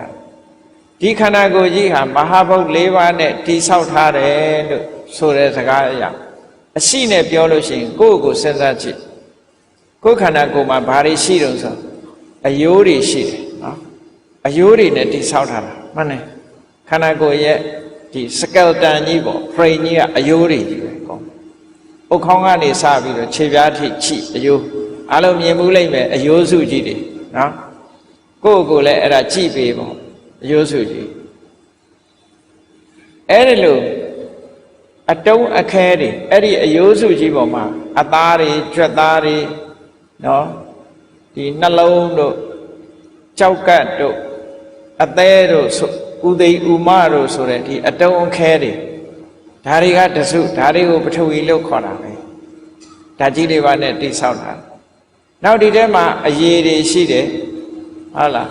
မျက်ရည်ရှိတယ်သွေးတွေရှိတယ်ဟောအရည်သဘောတွေဒါကိုအာဘောလို့ခေါ်တာပဲနောက်ပူတဲ့သဘောအေးတဲ့သဘောအပူတွေအေးတွေခန္ဓာကိုယ်မှာကိုယ်ငွေ့တွေရှိတယ်အစာတွေကျဉ်ညက်သွားလောက်အောင်ပူတဲ့အပူရှိတယ်ခန္ဓာကိုယ်ကြီးတဖြည်းဖြည်းရင့်လာအောင်အိုးလာအောင်ပူတဲ့အပူတွေရှိတယ်အဲ့ဒီအပူတွေမှန်သမျှကိုတေဇောလို့ခေါ်တယ်နေ့စဉ်နဲ့များအသက်ရှူသွင်းထုတ်နေတဲ့လေတွေရှိတယ်တခြားလေတွေလည်းရှိတယ်အဲ့ဒီခန္ဓာကိုယ်ထဲမှာရှိတဲ့လေတွေအားလုံးဝါယောလို့ခေါ်တယ်ပေါင်းလိုက်တဲ့အခါကျမြတ်စွာဘုရားကစာတုမဟာဘူတိကောအယံကာယောတဲ့ဒီခန္ဓာကိုယ်ကြီးဟာဓာတ်ကြီး၄ပါးနဲ့တိဆောက်ထားတာလို့ဆိုတာဒါပြောတာကိုယ့်ကိုဆင်ញင်စဉ်းစားကြည့်လို့ရှိရင်ရအဲ့ဒီခန္ဓာကိုယ်ကြီးဟာဓာတ်ကြီး၄ပါးနဲ့တိဆောက်ထားတယ်ဒီဓာတ်ကြီး၄ပါးနဲ့တိဆောက်ထားတဲ့ခန္ဓာကိုယ်ကြီးကိုတာမန်ပုထုဇဉ်ပုဂ္ဂိုလ်တွေအနေနဲ့ကြည့်လိုက်မယ်ဆိုရင်တာမန်အနေနဲ့ကရင်ကြည့်ကြည့်မိခင်ရဲ့ဝမ်းထဲမှာကလလရေကြီးဆိုတာလေးကစအင်မတန်မှသေးငယ်တဲ့အဆက်အပြောက်ကလေးတဲမှာသတိတည်ပြီးတော့စကလလရေကြီးကနေပြီးတော့နော်အမြုပ်ကနေပြီးတော့သားတစ်ကနေပြီးတော့အမအဟုလုံးပြီးတော့မှခက်မှ၅ပြားဆိုတာတဖြည်းဖြည်းပုံတရံပေါ်လာဆိုလိုတာကခန္ဓာကိုယ်ကြီးဖြစ်ပေါ်နေတာကိုလည်းပဲလူတွေသိကြတယ်ဆရာဝန်တွေဆိုရင်တော့ပိုသိတာပေါ့နော်လက်တွေ့သင်ကြားနေရတဲ့အခါမှာပိုသိတမန်ပုဂ္ဂိုလ်တွေလည်းပဲအမှတ်တမဲ့နေရင်သာမသိတာပါလူရဲ့ခန္ဓာကိုယ်ကြီးဟာရုပ်ခန္ဓာကိုယ်ကြီးကကြည့်သေးသေးလေးကနေပြီးတော့တဖြည်းဖြည်းကြီးလာတဖြည်းဖြည်းကြီးလာစတင်ဖြစ်လာတာကိုအာစယလို့ခေါ်တယ်အာစယအပစယပါစယဆက်လက်ပြီးတော့ဖြစ်တယ်မွေးဖွားလာတဲ့နောက်ကြလဲကြည့်မွေးလာတော့ကသေးသေးလေးရဲ့သမင်းမုံငါသေးစားတွေစားပြီးတော့ကြီးလာလိုက်တာဟောဒါယုတ်ခန္ဓာကိုယ်ကြီးရဲ့သဘောနောက်ဆုံးကြတော့ဘာဖြစ်လဲဆိုဒီယုတ်ခန္ဓာကိုယ်ကြီးသေလို့ရင်ပြုတ်ပလိုက်ရတယ်မိတကြိုလိုက်ရတယ်ဟောဒါလည်းတွေ့ကြတယ်အဲ့တော့တာမန်ပုထုဇဉ်ပုဂ္ဂိုလ်တွေအနေနဲ့ဒီယုတ်ပိုင်းဆိုင်ရာကြီးရဲ့ဖြစ်လာတာကိုလည်းပဲမြင်လို့ရတယ်နောက်ဆုံးပြတ်သွားပြီးတော့မြေမြုပ်တင်းကြိုလိုက်ရလို့ပျက်စီးသွားတဲ့အနေအထားမျိုးတွေလည်းမြင်နေရတော့ဒီယုတ်ခန္ဓာကိုယ်ကြီးကိုမမြဲဘူးလို့ပြောဖို့ရအမှန်တမ်းလွယ်ဒီယုတ်ခန္ဓာကိုယ်ကြီးပေါ်မှာတွေ့တာမှုတွေနော်ကိပြတ်ဖို့ဆိုတာဖြစ်နိုင်အမှန်တမ်းမစင်စားမဆင်ခြင်ရင်သာလူတွေကတကယ်စဉ်းစားဆင်ခြင်ကြည့်မယ်ဆိုတော့ဖြစ်လာတာလည်းသိရတယ်ပျက်စီးသွားတာလည်းမြင်နေရတယ်မျက်စိနဲ့တည်းပဲမြင်နိုင်တာဖြစ်သောကြောင့်ဒီယုတ်ခန္ဓာကိုယ်ကြီးရဲ့မမြဲမှုသဘောတွေဟာဓမ္မထင်ရှားတယ်ဒီလိုဆိုလိုတာနော်ဒီအတုတဝါတုတ်တံမှာမြတ်စွာဘုရားဒီလိုဟောတယ်ဒီယုတ်ခန္ဓာကိုယ်ကြီးပေါ်မှာညှင်းငွေ့လာကြတဖြည်းဖြည်းနဲ့ကြီးလာပြီးတဖြည်းဖြည်းနဲ့အိုသွားတယ်နော် တဖြည်းဖြည်းနဲ့အိုသွားပြီးနောက်ဆုံးမှသေဆုံးသွားတယ်ပြစ်လိုက်ရတယ်ဟောဒါတွေကိုကြည့်ပြီးဒီယုတ်ခန္ဓာကိုယ်ကြီးပေါ်မှာညှိငွေ့ဖို့တွေ့တာမှုတွေကင်းပြတ်ဖို့ဖြစ်ဖို့လွယ်တယ်ဒါဖြင့်ဖြစ်ဖို့ခက်နေတာကဘာတော့လို့ဆိုလို့ရှိရင်အသိစိတ်ကလေးပေါ်မှာကြတော့လူတွေကဖြစ်တာပြတ်တာကိုမမြင်နိုင်ကြဘူးမမြင်နိုင်သည့်အတွက်ကြောင့်အသိစိတ်ကလေးနဲ့ပတ်သက်လာတဲ့အခါကျတော့တွေ့တာမှုတွေအလွန်ကြီးတယ်မငြင်းငွေ့နိုင်ကြဘူးဟုတ်တယ်လူတွေကရုပ်ပေါ်တာငြင်းငွေ့တာစိတ်ပေါ်ကြတော့မငြင်းငွေ့ဘူးမငြင်းငွေ့လို့ရေပေါ်ရာအပြင်ပြောမယ်ဆိုလို့ရှိရင်လူတွေမှာသေသွားလို့ရှိရင်ဒီဝိညာဉ်ကောင်လေးအသိစိတ်လေးလိုဟာမျိုးဝိညာဉ်ကောင်လေးဟာဒီခန္ဓာကိုယ်တွေကထွက်သွားပြီးတော့နောက်ဘဝဝင်စားတယ်လို့တောင်ယူဆကြတယ်လေသာဝရမြဲတဲ့အရာလို့ဒီလိုထင်ကြတာဒါအများထင်တာကိုမြတ်စွာဘုရားပြောအဲ့ဒီစိတ်လေးပေါ်မှာညှိငွေ့တာကိုမညှိငွေ့နိုင်ကြဘူးတဲ့တတ္တဝါတွေဟာတွေ့တာမှုတွေအားချီးကြတယ်လူတွေကကိုယ်စိတ်ကိုပြောကြငါစိတ်နော်ဒီလိုတွေ့တာမှုတွေအားကြီးပြီးတော့စိတ်လေးကအိုသွားတာလည်းမရှိဘူးနော်စိတ်လေးမှာရုပ်တရမရှိသည့်အတွက်ကြောင့်ခေါင်းဖြူတာလည်းမတွေ့ရသွားကြိုးတာလည်းမရှိဘူးဒါကြောင့်မို့လို့စိတ်ကလေးပေါ်မှာမငြင်းငွေ့ကြဘူးသို့တော့ဒီနှစ်ခုကိုရှင်ကြည့်လိုက်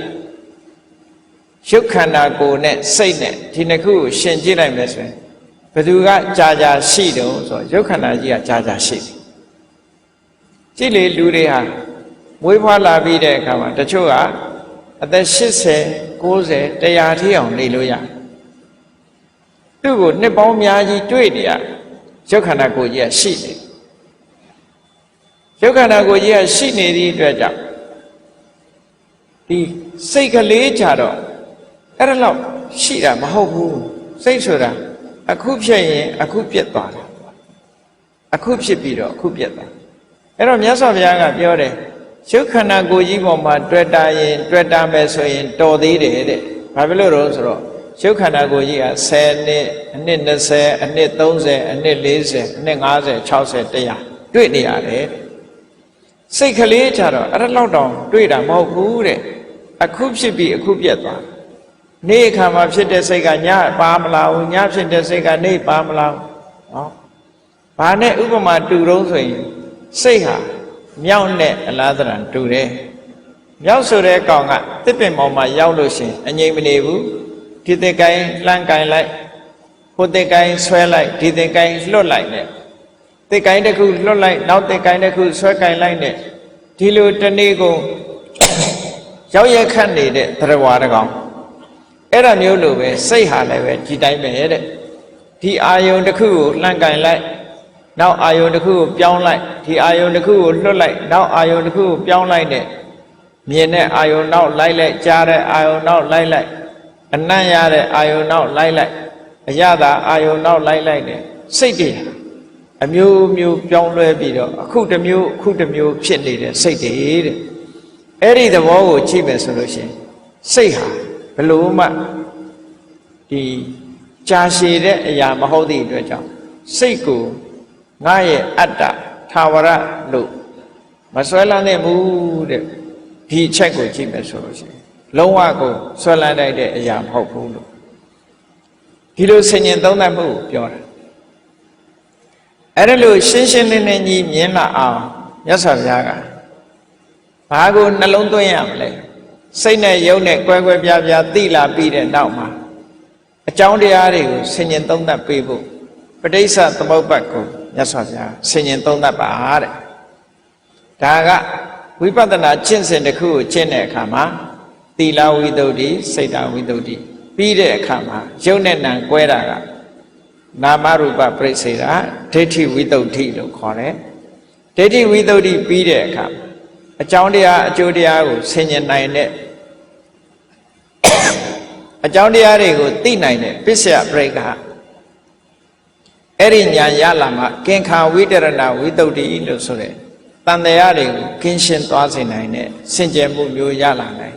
အဲ့ဒါကိုရဖို့ရအတွက် ပဋိစ္စသမုပ္ပါဒ်ကိုဆင်ញင်စဉ်းစားပါတဲ့ကဲပဋိစ္စသမုပ္ပါဒ်ကိုဆင်ញင်စဉ်းစားတယ်ဆိုပဋိစ္စသမုပ္ပါဒ်ဆိုတာခက်တယ်တပည့်တော်တို့ဆင်ញင်စဉ်းစားဖို့အမှန်တမ်းခက်တယ်ဆိုလို့ရှိရင်ပဋိစ္စသမုပ္ပါဒ်ကိုအလွယ်တကူသဘောပေါက်နိုင်တဲ့နည်းလေးနဲ့မြတ်စွာဘုရားဟောထားတာရှိတယ်အကြောင်း၄အကြောင်းကိုအရင်မှတ်ရနော်ဣမတမိန်တတိဣရံဟောတိတဲ့နံပါတ်1ကဒီအကြောင်းတရားရှိလို့ဒီအကျိုးတရားရှိဒါရှိလို့ဒါရှိတယ်ပေါ့တမန်ပြမယ်ဆိုရင်ဒါရှိနေဒါရှိကဲစဉ်းစားကြည့်သစ်ပင်ရှိနေလို့ရှိရင်သစ်ပင်ရိပ်ဆိုတာရှိသစ်ပင်ကိုခုတ်ပြလိုက်ရင်သစ်ပင်ရိပ်ဟာရှိပါအောင်မရှိဘူးသစ်ပင်ရှိနေရင်သစ်ပင်ရိပ်ရှိမှာအခုကြည့်လျှက်စစ်မီးရှိနေတဲ့များကာလပတ်လုံးအလင်းရောင်ရှိဟာလျှက်စစ်မီးမရှိတော့ဘူးဆိုရင်အလင်းရောင်လည်းမရှိတော့ဒါရှိလို့ဒါရှိတယ်ဆိုတာကြည့်အကြောင်းပေါ်မှာယက်တည်နေရပုံကိုစဉ်းစားကြည့်ပါဘုန်းကြီးတို့တရားနာပရိသတ်တွေအခုလို့ငြိမ်ငြိမ်နဲ့ထိုင်းနေနိုင်တာဘာဖြစ်လို့လဲအောက်ကချမ်းရှိလို့ချမ်းရှိဘူးဆိုရင်တောင်းငင်မြေမှာထိုင်းနေလို့မှမရဘူးလေဒါရှိလို့ဒါရှိတယ်ဆိုတဲ့သဘောဟာဒါပရိစ္ဆသမုပ္ပါဒ်ကိုတို့ချုပ်ပြောတဲ့ဟာအကြောင်းတရားရှိနေသည့်အတွက်ကြောင့်အကျိုးတရားရှိနေဣမတ္တဥပ္ပါဒာဣဒံဥပ္ပစ္စတိဒီအကြောင်းတရားဖြစ်ပေါ်နေခြင်းကြောင့်ဒီအကျိုးတရားဖြစ်ပေါ်နေဆိုပါတော့တရားစစ်မီးရှိနေခြင်းကြောင့်အလင်းရောင်ဟာဖြစ်ပေါ်နေတရားစစ်မီးဖြစ်လာခြင်းကြောင့်အလင်းရောင်ဟာဖြစ်ပေါ်နေတယ်ဣမတ္တမိန်အတတိဣရံနာဟောတိဒါမရှိတော့ရင်ဟိုဟာလည်းမရှိတော့တရားစစ်မီးမရှိတော့ရင်အလင်းဆိုတာမရှိတော့နေမရှိတော့ရင်အလင်းဆိုတာမရှိတော့ဟောဒီလိုဆိုလို့ဣမတ္တနေရောဓဣဒံနေရုစတိဒါချုပ်သွားလို့ရှိရင်ဟိုဟာလည်းချုပ်ဟောတရားစစ်မီးပြတ်တောက်သွားတယ်ဆိုရင်အလင်းရောင်မှပြတ်တောက်သွားတယ်ဒီသဘောကိုပြောတာနော်အကြောင်းနဲ့အကျိုးဆိုတာတစ်ခုနဲ့တစ်ခုဆက်ဆက်ပြီးတော့မိတွဲနေရတဲ့သဘောကိုပြောပြပရိစ္ဆသမုပ္ပါဒ်ဆိုတာအချင်းချင်းအဖြစ်ဒါပဲဒီအကြောင်း၄ခုနဲ့ပြောတာနော်အဲ့တော့ကိုယ့်ကိုယ်ဆင်ញင်စဉ်းစားကြည့်ဖို့ပရိစ္ဆသမုပ္ပါဒ်နဲ့ဆင်ញင်စဉ်းစားကြည့်ဖို့မြတ်စွာဘုရားဒီလိုဟောတာပရိစ္ဆသမုပ္ပါဒ်အပြည့်စုံအလုံးကိုသိနေကြတာအဝိဇ္ဇာပစ္စယသင်္ခါရသင်္ခါရပစ္စယဝိညာဏအဖြစ်ဘက်ကတည်းအချုပ်ဘက်ကကြည့်တဲ့အခါကျတော့အဝိဇ္ဇာခြုံငိမ့်သွားလို့ရှိရင်သင်္ခါရခြုံငိမ့်သွားတယ်ဆိုရင်ချုပ်ဘက်ကနေပြောတာဒါရှိလို့ဒါဖြစ်လို့ဟိုဟာဖြစ်ရတယ်ဆိုတာအဖြစ်ဘက်ကဒါမရှိတော့ရင်ဟိုဟာမရှိတော့ဘူးဆိုတာအချုပ်ပဲနော်ကဲပရိစ္ဆသမုပ္ပါဒ်ကိုအရာစကားနဲ့နားလည်အောင်ရှုမြင်သုံးသပ်တတ်ဖို့ပြောရမယ်ဆိုလို့ရှိရင်အဝိဇ္ဇာဆိုတာဘာလဲလို့ဆိုစာလို့ပြီလို့ပြောနေရင်ခက်နေမစိုးတော့မခက်အောင်ဘယ်လိုပြောမလဲဆိုလှုပ်တဲ့နာနဲ့မလှုပ်တဲ့နာမသိတာအဝိဇ္ဇာနော်ဘဝမှာကိုယ့်ကိုယ်များလှုပ်တဲ့နာကိုလှုပ်တဲ့တယ်လို့မလှုပ်တဲ့နာကိုမလှုပ်တဲ့ဘူးလို့ဒီလိုသိတယ်လို့မအောင်မိတ်တယ်နော်လှုပ်တဲ့နာနဲ့မလှုပ်တဲ့နာကိုမသိဘူးမသိသည့်အတွက်ကြောင့်မလှုပ်တဲ့နာကိုလှုပ်တဲ့တယ်လို့ထင်တယ်လှုပ်တဲ့နာကြတော့မလှုပ်တဲ့ဘူးလို့ထင်တယ်ထင်သည့်အတွက်ကြောင့်လှုပ်တဲ့နာကိုမလှုပ်ဖဲနေတယ်မလှုပ်တဲ့နာကြတော့လှုပ်ပြီးတယ်ဆိုတာဖြစ်တယ်ပေါ့အဲ့ဒါဟာဘာလို့ဆိုရင်အဝိဇ္ဇာစာလို့ပြောမယ်ဆိုရင်အမှန်တရား၄ခုကိုမသိတာအဝိဇ္ဇာဒုက္ခကိုမသိဘူးဒုက္ခဖြစ်ကြောင်းတရားကိုမသိဘူးဒုက္ခချုပ်ငြိမ်းမှုကိုမသိဘူးဒုက္ခချုပ်ငြိမ်းရာနိလန်းကိုမသိဘူးဆိုတာဒါမသိခြင်း၄ခုဒါကဆေးပညာရှုထောင့်ကနေပြောမယ်ဆိုရင်လူတယောက်ယောဂဖြစ်တယ်ယောဂကိုမသိဘူးဒုက္ခကိုမသိတာနဲ့ယောဂမသိတာတူတူပဲဒီယောဂဘာကြောင့်ဖြစ်တယ်လို့မသိတာနဲ့ဒုက္ခသမုဒယကိုမသိတာတူတူပဲဒီယောဂပျောက်မှုကိုမသိတာဒုက္ခនិရောဓမသိတာနဲ့တူတူပဲပျောက်မဲ့ဆေးဝါးနိလန်းကိုမသိတာဒုက္ခនិရောဓဂါမိနိမသိတာနဲ့တူတူပဲဒီလိုဆိုလိုတာနော်အမှန်တမ်းမြတ်စွာဘုရားဟောတဲ့တရားဟာလူသားတွေအတွက်အမှန်တမ်းရိုးရှင်းတယ်သို့တော့မြင်ဖို့ခက်တယ်ဘာဖြစ်လို့မမြင်လဲလို့ဆိုရင်များသောအားဖြင့်တတ္တဝါတွေဟာတတိတံစင်ညကင်းမဲ့တယ်လို့မမြင်တာ အမှတ်တမဲ့နေတတ်တဲ့ဝါသနာကြီးကရှိငါဟာဆိုတဲ့အတွေးတွေလွှမ်းမိုးပြီးတော့အမှတ်တမဲ့နေအမှတ်တမဲ့နေသည့်အတွက်ကြောင့်ရိုးရှင်းနေတော့လဲခက်ခဲနေတတ်တယ်ပေါ့အေးကောင်းပြီတို့တွေဟာလွန်ခဲ့တဲ့ဘဝတုန်းကလှုပ်တဲ့နာနဲ့မလှုပ်တဲ့နာမသိခဲ့ကြဘူးမသိသည့်အတွက်မသိတော့ဘာဖြစ်လဲလှုပ်ပြီးလှုပ်ရလှုပ်တယ်ကောင်းတာလဲလှုပ်တာပဲမကောင်းတာလဲလှုပ်တယ်အဲ့တော့မသိတာကအဝိဇ္ဇာလှုပ်ပြီးလှုပ်ရလှုပ်တာကသင်္ခါရဒီလိုဆိုတာနော်ဟုတ်ပြီလှုပ်လိုက်ရင်ရစဆိုတာလာတာပဲလေအကျိုးတစ်ခုကတော့ဖြစ်လာလှုပ်ပြီးလှုပ်ရလှုပ်လိုက်တယ်လှုပ်လိုက်တော့အကျိုးတစ်ခုပေါ်ထွက်လာတယ်သင်္ခါရပစ္စယဝိညာဏဘဝတစ်ခုစပြုတ်လာအသိစိတ်လေးတရေစိတ်လေးကစတရေစိတ်လေးစလိုက်တာနဲ့သူနဲ့တွဲဖက်လာတဲ့ရုပ်တည်နာမ်တွေပါလာတယ်ဝိညာဏပစ္စယနာမရူပံဟောရုပ်တည်နာမ်တွေရုပ်တည်နာမ်တွေကချီးထွားလာတဲ့အခါကျတော့ရုပ်နာမ်တွေပါလာပြီဆိုတဲ့ကရုပ်နာမ်တွေချီးထွားလာတဲ့အခါဘာတွေဖြစ်တုံးဆိုရင်ဆက်သွယ်ရေးအင်္ဂါရက်တွေပါလာနာမရူပပစ္စယတလာရတယ်ဆက်သွယ်ရေးအင်္ဂါရက်ဘယ်နှခုရှိတုံးဆို6ခုရှိစာလုံးမမှတ်တတ်ရင်ကိုမြန်မာလိုပဲမှတ်မျက်လုံးရယ်နှာခေါင်းနားရယ်နှာခေါင်းရယ်လျှာရယ်နော်ကိုယ်ရယ်စိတ်မျက်စိနားနာလျှာကိုယ်စိတ်အဲ့ဒါကိုတလာယတနာလို့ခေါ်တယ်ရုပ်နာမ်တွေထဲမှာဘာပါလာတော့မျက်စိပါလာတယ်နားပါလာတယ်နှာခေါင်းပါလာတယ်လျှာပါလာတယ်ကိုယ်ပါလာတယ်စိတ်ပါဟောကဲမျက်စိပါလာတော့ဘာဖြစ်လဲမျက်စိပါလာတော့မြင်စရာအာယုန်နဲ့ဆက်သွယ်လာတယ်နားပါလာတော့အသံနဲ့ဆက်သွယ်လာတယ်နှာခေါင်းပါတော့အနတ်နဲ့ဆက်သွယ်လျှာပါတော့အရသာနဲ့ဆက်သွယ်ခန္ဓာကိုယ်ပါလာတဲ့အခါကျတော့အထီးအတွေ့အာယုန်နဲ့ဆက်သွယ်စိတ်ပါလာတော့အတွေ့အာယုန်နဲ့ဆက်သွယ်လာတယ်ဟောပြင်မဲ့ကအာယုန်နဲ့ဆက်သွယ်လာတာပဲလေလူဆိုတာဒီတိုင်းပဲလေအဲ့ဒါကိုပြောတာဆက်သွယ်မှုရလာတာတလာယရဏပစ္စယဖတ်တော့အာယုန်နဲ့ထိတွေ့လာခဲ့တယ်မျက်စိနဲ့အဆင်းနားနဲ့အသံနော်လျှာနဲ့အရသာနှာခေါင်းနဲ့အနတ်လျှာနဲ့အရသာခန္ဓာကိုယ်နဲ့အထိအတွေ့အသိစိတ်နဲ့သိเสียအာယုန်ဒါတွေကဆက်သွယ်လာတဲ့အခါကျတော့ဘာဖြစ်လဲဆိုအာယုန်နဲ့ပတ်သက်တဲ့အတွေ့အကြုံတွေရခံစားမှုလို့ပြောရင်လည်းပြောအတွေ့အကြုံတွေရဝေဒနာဖတ်တာပစ္စယဝေဒနာဒါကိုယ့်ကိုယ်စဉ်းစားကြည့်ပေါ့ဟုတ်မဟုတ်မျက်စိကမြင်လိုက်တဲ့အခါပြင်မဲ့အာယုန်နဲ့ကိုယ်စိတ်နဲ့ဆက်သွယ်မိသွားတဲ့အခါမှာခံစားချက်လေးတွေပေါ်လာတယ်ကောင်းတဲ့အာယုန်လေးတွေ့လိုက်လို့ရှိရင်စိတ်ကပျော်သွားတယ်မကောင်းတဲ့အာယုန်ပေါ်လာလို့ရှိရင်စိတ်ကမပျော်ဟောစိတ်ထဲမှာခံစားမှုလေးတွေမတူညီတဲ့ခံစားမှုရိုးနေတဲ့အာယုန်တွေ့ရင်လည်းဘာမှမဖြစ်ဘူးဟာကြုံနေကြအာယုန်ကြ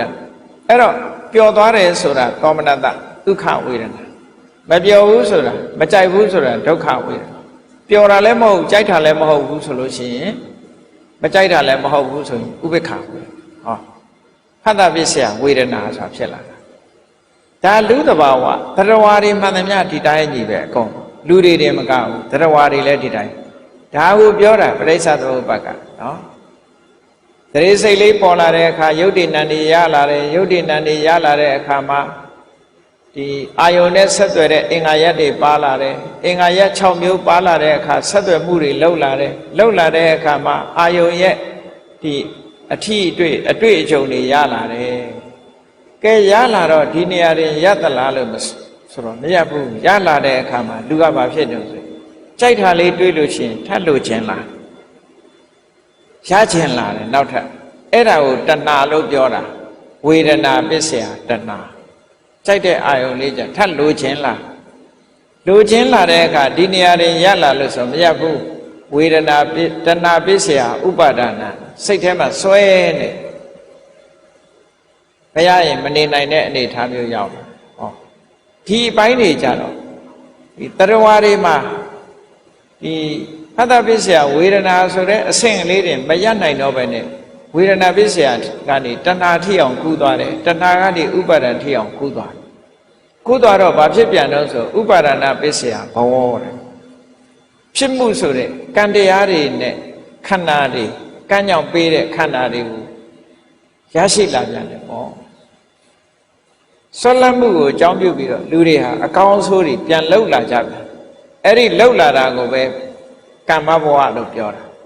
လှုပ်လာလို့ခန္ဓာတွေရလာအဲ့ဒါကိုဥပပတ္တိဘဝလို့ပြောတာဒီနေရာဘဝတစ်ခုကိုတည်ဆောက်မှုဖြစ်သွားဘဝတစ်ခုတည်ဆောက်လာတဲ့အခါဘာဖြစ်တုံးဆိုဘဝပစ္စယဇာတိမွေးဖွားခြင်းဆိုတာထပ်လာပြန်မွေးဖွားခြင်းလာရင်ဘာဖြစ်တယ်ဇာတိပစ္စယဇရာမရဏအိုခြင်းနဲ့တေခြင်းဆိုတာရှောင်လွဲလို့မရဘူးဒါပရိစ္ဆသမုပ္ပါဒ်ပဲလေဒီလိုဆင်ញင်စဉ်းစားတတ်လို့ရှိရင်ဒါအကြောင်းနဲ့အကျိုးဒါရှိလို့ဟွာရှိအမှန်မသိလို့လုံးပြီးလို့ရလုံးတယ်ဟောအမှန်မသိခြင်းရှိနေသည်တမကာလပတ်လုံးလုံးပြီးလို့ရလုံးတာတွေလုံးနေအောင်မှာဆိုလိုတာကအဝိဇ္ဇာရှိနေသည်များသင်္ခါရရှိနေမှာပဲလို့ဒီလိုပြောတာစာလို့ပြောတော့အဲ့လိုပြောတာအရာပြောမယ်ဆိုရင်အမှန်မသိလို့လုံးပြီးလို့ရလုံးတယ်မသိလို့လုံးပြီးလို့ရလုံးတယ်အဲ့တော့မသိတာရှိနေသည်များလုံးပြီးလို့ရလုံးတာတွေလုံးနေမှာပဲလုံးပြီးလို့ရလုံးနေသည်များကာလပတ်လုံးဘဝဆိုတာဖြစ်လာဘဝတရေစလာမှတော့နာနဲ့ယုတ်တွေရှိလာမှာနာယုတ်တွေရှိနေရင်တော့အော်ဂန်တွေပါလာမှာပဲအော်ဂန်တွေပါလာလို့ရှိရင်တော့ဆက်သွယ်မှုတွေဖြစ်လာမှာပဲဆက်သွယ်မှုတွေဖြစ်လာလို့ရှိရင်အာယုံရဲ့နဲ့ထိတွေ့ပြီးတော့ခံစားမှုတွေပေါ်လာမှာပေါ်လာရင်လိုချင်မှုတွေနောက်ကဆက်လာလိုချင်မှုတွေရှိလာရင်တွေ့တာမှုတွေနောက်ကလိုက်လာတွေ့တာမှုတွေရှိနေသည်များဘဝမှာကြိုးစားအထောက်မှုဆိုတဲ့ကမ္မဘဝတွေရလာတဲ့ခန္ဓာလို့ဆိုတဲ့ဥပပတ္တိဘဝတွေဖြစ်ဘဝကြီးတစ်ခုကဖြစ်နေအောင်ပါပဲဒီသဘောတွေကိုပြောတာနော်ဒါပရိစ္ဆသမုပ္ပါဒ်ကိုလက်လန်းမိသလောက်ဆင်ញင်စဉ်းစားကြည့်ဘဝဒီတိုင်းဖြစ်နေတာဆိုတာဆင်ញင်စဉ်းစားကြည့်အောင်အဲ့တော့ဆင်ញင်စဉ်းစားကြည့်တော့ဒီလိုစင်စစ်မပြတ်ဖြစ်ပြီးနောက်ဆုံးမှာဇာတိပစ္စယသရမရဏအိုခြင်းသိခြင်းဆိုတဲ့ဒီဒုက္ခနဲ့ပဲဘဝတစ်ခုဟာအဆုံးသတ်တယ်လို့ဆိုတော့ဒါကြီးကိုရပ်ပစ်ခြင်းဘယ်လိုလုပ်ရဒါကြီးကိုရပ်ပစ်ခြင်းနောက်ကြောင်းပြန်ကျင်လိုက်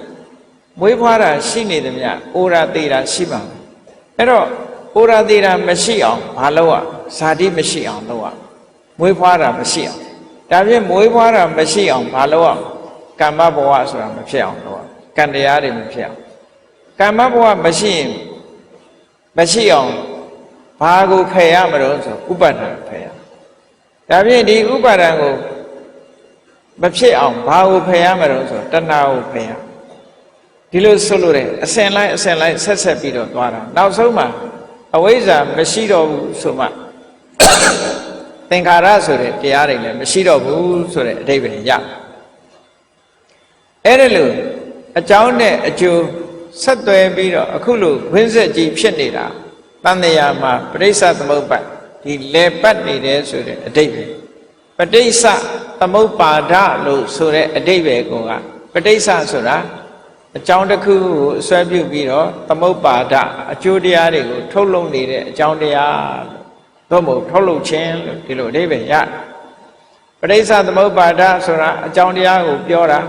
ပဋိစ္စသမုပ္ပန္နဆိုတာအကျိုးတရားကိုပြောတာဒီစကားလုံးနှစ်ခုခွဲခြားပြီးတော့မှတ်ပဋိစ္စသမုပ္ပါဒကအကြောင်းတရားကိုပြောတယ်ပဋိစ္စသမုပ္ပန္နဆိုတာအကြောင်းတရားကြောင့်ဖြစ်ပေါ်လာတဲ့အကျိုးတရားတွေကိုပြောတာအကြောင်းနဲ့အကျိုးသည်ဆက်ဆွယ်ပြီးတော့နေတယ်အကြောင်းဖြစ်လိုက်အကျိုးဖြစ်လိုက်ဒီလိုဆိုလို့တာဒါကလည်းပဲအမတမထင်ရှားတာပေါ့လူတွေပဲကြည့်ပါအောင်တော့အမေဖြစ်လိုက်သမီးဖြစ်လိုက်မရှိဘူးလားနော်သမီးဖြစ်လိုက်အမေဖြစ်လိုက်ပဲလေကို့အမေကိုကြည့်ရင်ကိုကသမီးပဲပေါ့နော်ကို့သမီးကြည့်တဲ့အခါကိုကအမေဖြစ်ပြန်ဒီလိုပဲပရိစ္ဆသမုပ္ပါဒ်မှာလည်းပဲအဲ့တိုင်းပဲအကြောင်းဖြစ်လိုက်အကျိုးဖြစ်လိုက်ပဲစင်စစ်မပြတ်အခုလိုသွားနေတာအေးအဲ့ဒါကိုရှုမြင်သုံးသပ်နိုင်ပြီဆိုလို့ရှိရင်မြဲတဲ့အရာဆိုတာတခုမှမရှိဘူးလို့ရှင်းရှင်းလင်းလင်းကြီးမြင်လာပြီဆိုတဲ့အခါနောက်ဆုံးရှုတရားပေါ်မှာလည်းပဲတွေ့တာမှုတွေကင်းပြတ်လာမယ်ဝေဒနာဆိုတဲ့ပေါ်မှာလည်းတွေ့တာမှုတွေကင်းပြတ်လာမယ်တင်ညာလို့ဆိုတဲ့ခန္ဓာပေါ်မှာလည်းတွေ့တာမှုတွေကင်းပြတ်လာမယ်သင်္ခါရဆိုတဲ့ခန္ဓာပေါ်မှာလည်းတွေ့တာမှုတွေကင်းပြတ်လာမယ်ဝိညာဏလို့ဆိုတဲ့ခန္ဓာပေါ်မှာလည်းတွေ့တာမှုတွေကင်းပြတ်လာဘာဖြစ်လို့ကင်းပြတ်လာတော့ဆိုဒီတဘာဝတရားတွေဟာ ဖြစ်ပြီးတော့ပြတ်သွားတဲ့အရာတွေဖြစ်လို့ဖြစ်ချင်းပြတ်ချင်းဆိုတာတွေအများအားနှိမ့်ဆက်နေလို့ငါလုံနိုင်တာတခုမှမပါတာဖြစ်သောကြောင့်နေတံမမဒါကဟာလည်းမဟုတ်ဘူးနေသောဟမတမိငါလည်းမဟုတ်ဘူးနမေသောအတ္တငါရဲ့အတ္တလည်းမဟုတ်ဘူးလို့ဝိပဿနာဉာဏ်နဲ့မှန်မှန်ကန်ကန်ရှုမြင်နိုင်မှခုနကတွေ့တာမှုဆိုတာရှော့ချနိုင်မှာဖြစ်တယ်တွေ့တာမှုကိုရှော့ချနိုင်မှစိတ်နှလုံးပူပန်မှုဆိုတာပျောက်ခဲမှာဖြစ်တယ်ပေါ့တွေ့တာမှုရှိနေသေးသမျှကာလပတ်လုံးစိတ်ပူပန်မှုဆိုတာဘယ်တော့မှပျောက်မှာမဟုတ်ဘူးတဲ့အဲ့တော့စိတ်ပူပန်မှုကနေလွတ်မြောက်အောင်ကျင့်ဆောင်ဖို့ဆိုလို့ရှိရင်ဘာကိုလုံးဝမှာတော့လို့ဆိုရင်တွေ့တာမှုဖယ်ရမယ်တွေ့တာမှုကိုဖယ်ခြင်းရင်ဘာလို့อ่ะအမှန်တွေ့တာတဲ့အရာတွေကိုအမှန်သိအောင်ဆင်ញင်သုံးသပ်တတ်တယ်လို့ဆိုလိုတာပဲဆင်ញင်သုံးသပ်လို့အမှန်သိပြီဆိုလို့ရှိရင်တွေ့တာမှုတွေမရှိတော့တွေ့တာမှုမရှိဘူးဆိုလို့ရှိရင်တောကမလာတော့တောကမလာရင်စိတ်နှလုံးပူပန်မှုဆိုတာမလာတော့ဘူးလို့ဒီလိုကြောင်းကျိုးဆက်နေတဲ့သဘောတွေကြည့်ပြီးတော့ဘုရားမြတ်စွာကမှန်ကန်တဲ့ကျင့်စဉ်တစ်ခုကိုဟောကြားညွှန်ပြတာဖြစ်ပါတယ်။တန်ရုပ်ပါဠိတော်မှာလာတဲ့အတုတဝါတုတ်ကြည့်မယ်ဆိုလို့ရှိရင်မြတ်စွာဘုရားဒီအတိုင်းညွှန်ကြားဆုံးမထားတာဖြစ်လို့ဘုန်းကြီးတို့တွေဒီလမ်းကလွဲပြီးတော့စိတ်ပူပန်မှုတွေကိုပျောက်ကင်းအောင်လုပ်နိုင်တဲ့နီလန်းဆိုတာတခြားမှမရှိဘူးဒီလမ်းတစ်လမ်းပဲရှိတယ်။ဒါကြောင့်မို့စိတ်အေးချမ်းသာစွာနှလုံးစိတ်ဝမ်းအေးချမ်းစွာနေခြင်းပြီဆိုလို့ရှိရင်တော့စိတ်ပူပန်မှုကိုဖြစ်စေတတ်တဲ့တဏှာကိုလျှော့ချရမှာဖြစ်ပါတယ်တဏှာကိုလျှော့ချဖို့အတွက်အမှန်အကန်သိဖို့တွေ့တာမှုမဖြစ်လာအောင်အမှန်ကန်သိဖို့ဝိပဿနာဉာဏ်ဖြစ်အောင်ကြိုးစားကြရမှာဖြစ်ပါတယ်ဒီနည်းတိုင်းကြင်ကြံကြုတ်ကုတ်အားထုတ်ခြင်းဖြင့်သာလေစိတ်နှလုံးပူပန်မှုတွေကိုမဖြစ်အောင်ကျင့်ဆောင်နိုင်ကြမှာဖြစ်တယ်လို့ကိုယ်စီသဘောကျပြီးတော့စိတ်နှလုံးပူပန်မှုကင်းအောင်ကျင့်ကြံကြိုးကုတ်အားထုတ်တော်မူနိုင်ကြပါစေကုန်သတည်း